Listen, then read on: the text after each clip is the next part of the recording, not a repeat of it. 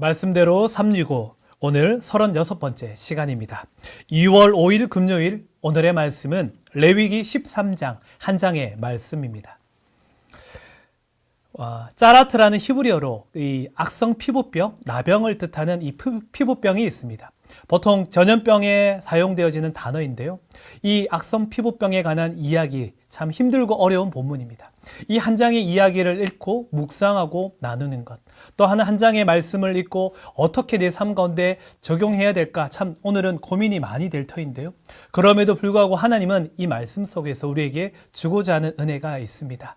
그 은혜가 여러분의 삶의 자리에 함께하기를 소망하며 그 속에서도 주님의 은총과 은혜를 누리시기를 소망해 봅니다. 이 짜라트라고 말하는 악성 피부병이 있는 사람은 어떻게 하죠? 제사장이 진단을 내리는 장면을 볼 수가 있습니다. 그 진단은 대충 눈으로 보고 판단하는 것이 아닙니다.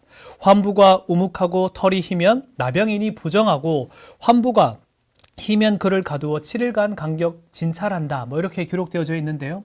결국에는 제사장이 그 간격을 천천히 또 면밀하게 그곳을 들여다봅니다. 그리고 그 부위가 어떤지 자세히 관찰 후에 판단을 내립니다. 왜냐하면 그 판단에 따라서 이 악성 피부병을 가진 자가 그 살고 있는 그 곳에서 추방되어질 수가 있기 때문입니다. 함께 사는 것이 아니라 추방되어져서 어찌 보면 성 밖으로 밀려나는 절망을 맛봐야 되기 때문에 하나님은 또 제사장은 천천히 그의 몸을 들여다보면서 판단합니다. 7일 간격으로 진찰하며 판장하고 난 뒤에 나중에 양성이 되어지면 추방되어지고 음성이 되면 다시 들어오는 모습을 볼 수가 있게 되어집니다. 보통 우리가 병원에 가면 이러한 모습을 보죠. 의사들이 그러죠. 경과를 지켜봅시다. 어떠한 결과가 나올지 한번 지켜봅시다.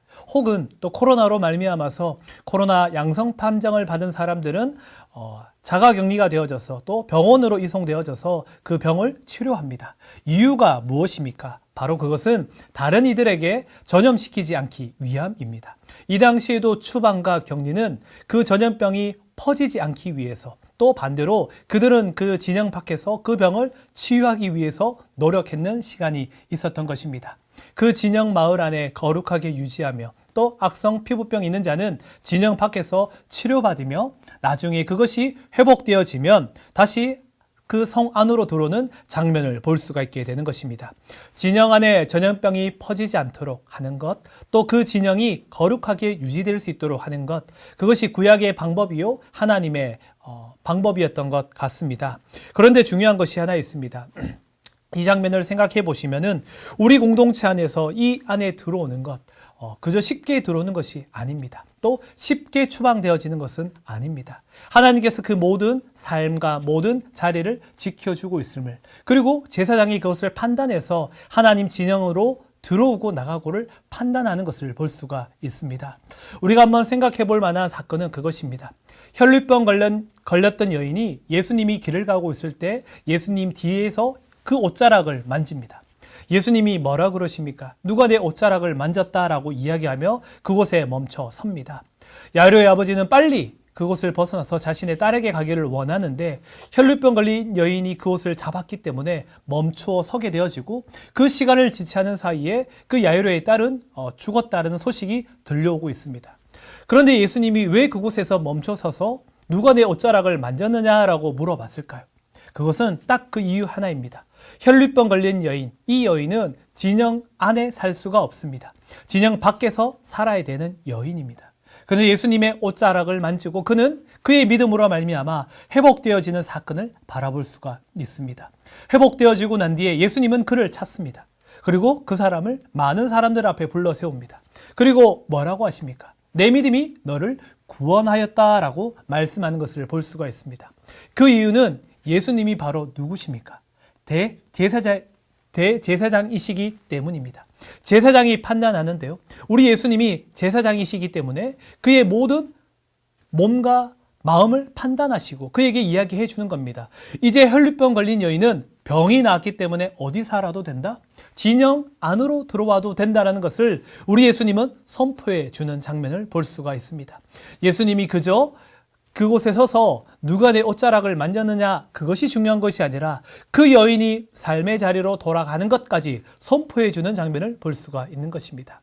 바로 그 장면의 시작이 바로 오늘의 유칠병, 이 13장의 이야기인데요.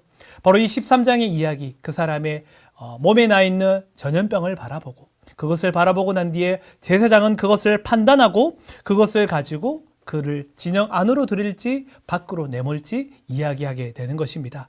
중요한 것은 내모는 것은 다시 안으로 들어올 수 있는 기회가 있습니다. 그 말씀은 내일 다루겠지만 우리가 중요하게 여길 것은 거룩하게 우리 공동체를 유지하는 것, 하나님의 말씀대로 하나님의 뜻대로 우리의 삶의 자리를 지켜나가는 것이 참 중요하다는 것을 기억해야 됩니다. 더불어 우리의 삶을 정말 거룩하기 위해서 말씀대로 살아가기 위해서 열심히 노력도 해야 된다는 것입니다. 우리가 그것을 유지하기 위해서 온갖 죄와 싸우지 않으면 우리도 어느샌가 부정 가운데 무너져 있는 우리의 삶이 되어지는 것입니다. 말씀을 가지고 투철하게 또 최선을 다해 하나님의 거룩한 성을 유지하기 위해 노력할 때 그곳이 하나님의 은총이요 하나님의 영광이요 주님의 말씀 있는 곳이 될 줄로 믿습니다.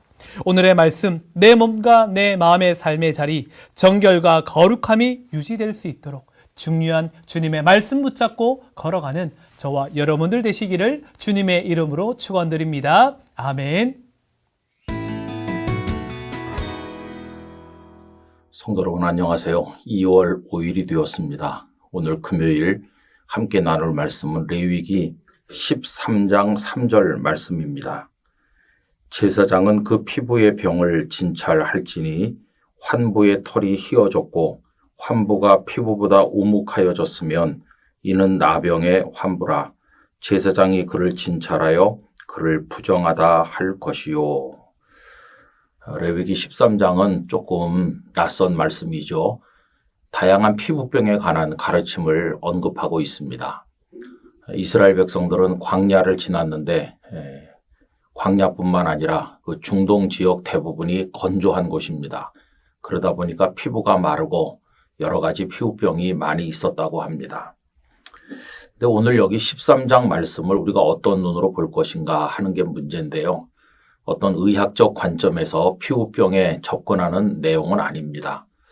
이 레위기는 거룩을 가르치는 책인데 피부에 병이 있는 것을 부정하다고 생각을 해서 거룩의 차원에서 이 말씀을 하신 것으로 이해를 해야 됩니다. 그래서 여러 가지 피부병을 말씀하면서 정하다, 부정하다 하는 말씀을 하시는 것이지 이 13장에는 어떻게 그 피부병을 치료할 것인가 하는 데 대한 말씀이 나와 있는 것은 아닙니다.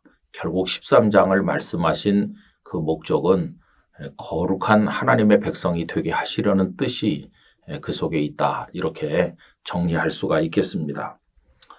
그런데 여러분 피부병을 판단하는 그 책임은 누구에게 주어졌느냐 하면 제사장에게 주어졌습니다. 그래서 제사장이 환부를 살펴본 다음에 피부병 혹은 나병 이렇게 판정을 내리는 거죠. 그래서 판정이 되면 부정하게 되는 것이고 이제 공동체로부터 얼마 동안 격리되어야 하는 것입니다. 여러분 여기서 제사장의 한계를 발견하게 되는데 제사장은 병을 치료하는 사람은 아니었고 그냥 부정한지 정한지만을 판단했을 뿐입니다. 그게 제사장의 한계였죠. 여러분 피부병 중에서 가장 치명적인 것은 이제 나병인데 우리 예수님은 어떻습니까? 예수님은 그 나병을 치료하시는 분으로 복음서에 말씀되어 있지 않습니까? 세례 요한이 예수님께서 메시아가 맞는지 그렇지 않는지 혼란에 빠지는 일이 있었는데 그때 제자들을 보내서 알아보고 오게 하지 않았습니까? 그때 예수님께서 요한의 제자들에게 메시아의 표지로 나병 환자가 낫는 것을 언급하고 계세요. 하나님 말씀 마태복음 11장 5절을 읽어드립니다. 맹인이 보며 못 걷는 사람이 걸으며 나병 환자가 깨끗함을 받으며 못 듣는 자가 들으며 죽은 자가 살아나며 가난한 자에게 복음이 전파된다 하라. 예수님께서 메시아 되심을 나타내는 표지가 나병 환자가 고침을 받는다 하는 것입니다. 복음서에 예수님께서 나병 환자를 고치신 이야기가 많이 나오지 않습니까? 여러분 이처럼 구약의 제사장들은 부정한지 그렇지 않은지를 판단하는 것으로 그쳤지만 예수님은 그 부정을 정결하게 해주시는 치유자이십니다. 모든 나병 중에서 가장 무서운 나병은 우리의 심령에 퍼져 있는 죄라고 말할 수 있는데 예수님께서는 그 죄라는 나병도 치유하시죠. 그래서 구약의 제사장은 죄인이다 이렇게 정죄하는 자라면 신약의 대제사장이신 예수님은 그 죄를 정죄하지 않으시고 씻어주시는 분이십니다. 로마서 8장 1절과 2절을 읽어보면 이렇습니다. 그러므로 이제 그리스도 예수 안에 있는 자에게는 결코 정죄함이 없나니 이는 그리스도 예수 안에 있는 생명의 성령의 법이 죄와 사망의 법에서 너를 해방하였습니다. 여러분, 주님은 정죄하는 분이 아니고 그 정죄에서 풀어주시는 분이세요.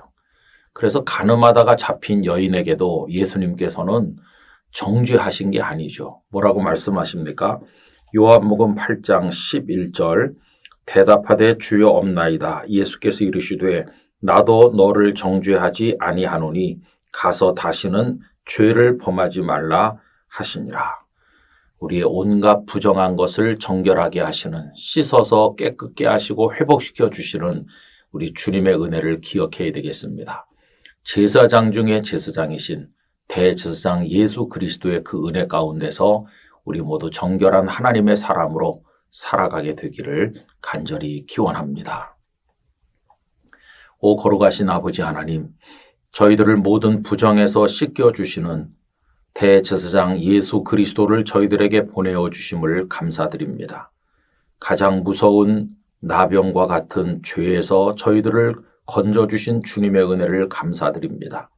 언제나 주님의 보혈로 깨끗해지고 치유되고 회복된 가운데 하나님의 사람으로 살아갈 수 있도록 저희들을 붙들어 주시옵소서.